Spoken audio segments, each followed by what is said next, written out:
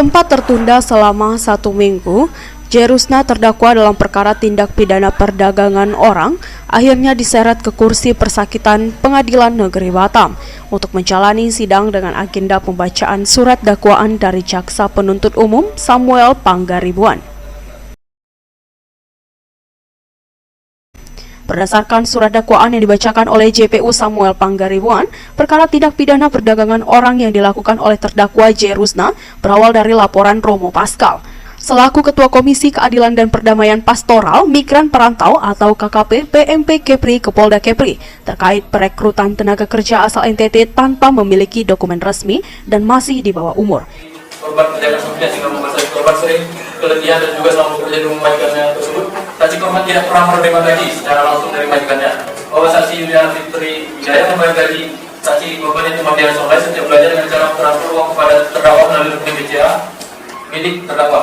Untuk diketahui, terdakwa Jerusna harus berhadapan dengan pihak penegak hukum setelah ayah dari salah satu korban eksploitasi yang dipekerjakan terdakwa tiba di Batam untuk menjemput putrinya. Karena setelah 1 tahun 8 bulan tidak mendapatkan gaji serta tidak pernah ada komunikasi dengan pihak keluarga di NTT. Usai mendengarkan pembacaan surat dakwaan, terdakwa melalui penasihat hukumnya, Edward meminta perkara yang didakwakan terhadapnya dilanjutkan ke pemeriksaan materi pokok karena mereka tidak mengajukan eksepsi meski membantah melakukan eksploitasi anak di bawah umur.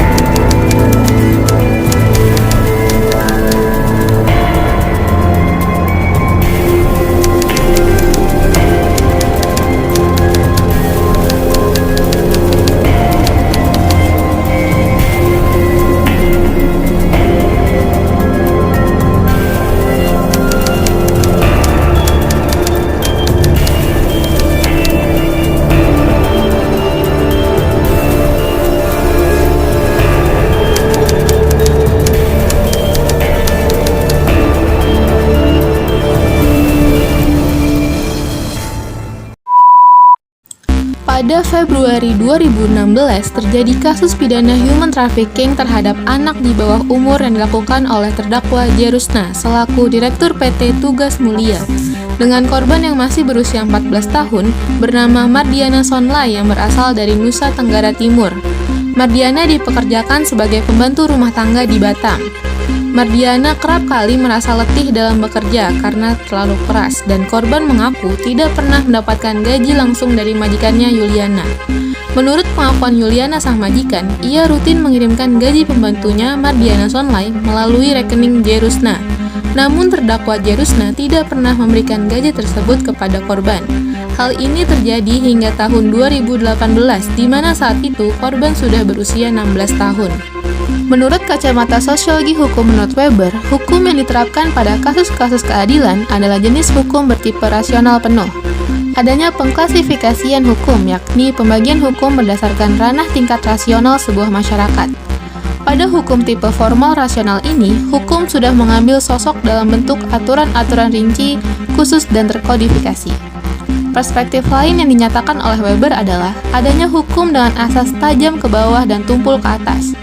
Keadilan telah menjadi perdebatan dalam kehidupan manusia dan bahkan menjadi landasan bagi lahirnya berbagai institusi sosial dalam masyarakat karena berdasarkan etis. Hukum bertujuan untuk melahirkan keadilan. Fokus perhatian utama dari prinsip keadilan adalah nasib anggota masyarakat yang paling kurang menguntungkan. Artinya bahwa hukum itu sendiri tidak melihat kelas sosial dalam penerapannya itu. Hukum sendiri berdiri dari cerminan masyarakat yang di dalamnya karena menurut Weber, hukum adalah suatu kumpulan kesepakatan norma-norma atau aturan-aturan yang valid dalam masyarakat dan dikelompokkan serta dikombinasikan ke bentuk konsensus dengan alat kekerasan sebagai suatu paksaan.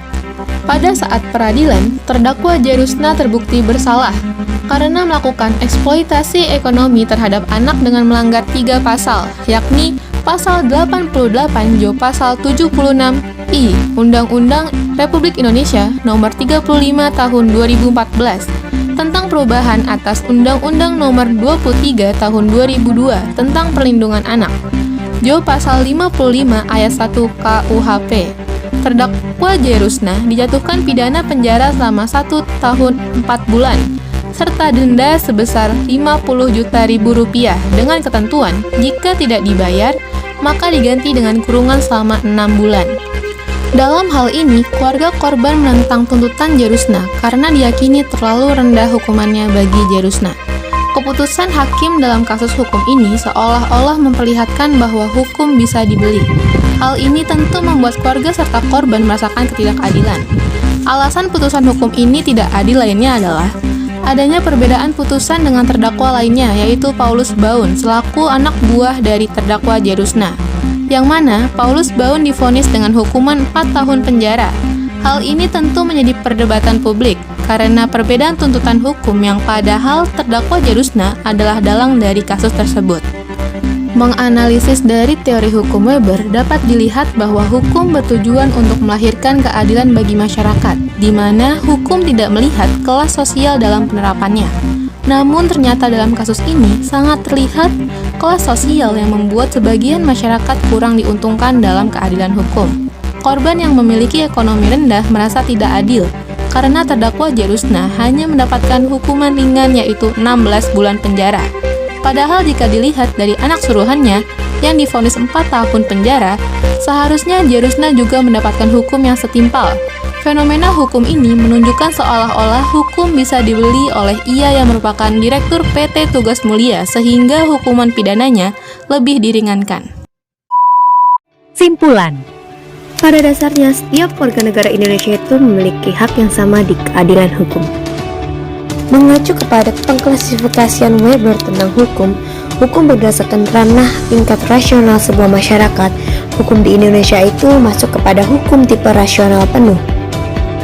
Masih pada teori Weber, hukum tumpul ke atas, tajam ke bawah itu terkenal di Indonesia, di mana sejalan dengan teori Weber yang mengatakan bahwa hukum dipengaruhi oleh sebuah kepentingan material maupun ideal, oleh cara berpikir kelas-kelas sosial dan kelompok-kelompok ahli hukum. Hal ini dapat tercermin dari korban kasus human trafficking J. Rusna, yang mana pelaku Rusna seharusnya mendapatkan hukuman yang layak dan setimpal. Karena mengapa? Ia sudah melakukan pelanggaran berupa memperkerjakan anak di bawah umur dan anak tersebut tidak digaji. Begitu juga J. Rusna dijatuhkan hukuman selama 16 bulan. Di sisi lain, pelaku dari anak buahnya itu dijatuhkan hukuman 4 tahun. Perbedaan jatuhan hukuman tersebut menyebabkan perdebatan, di mana keluarga korban tidak terima akan hukuman yang dijatuhkan kepada J. Rusna karena hukuman tersebut terlalu ringan. Maka dari situ terlihat bahwa hukumannya tidak ada sebuah keadilan.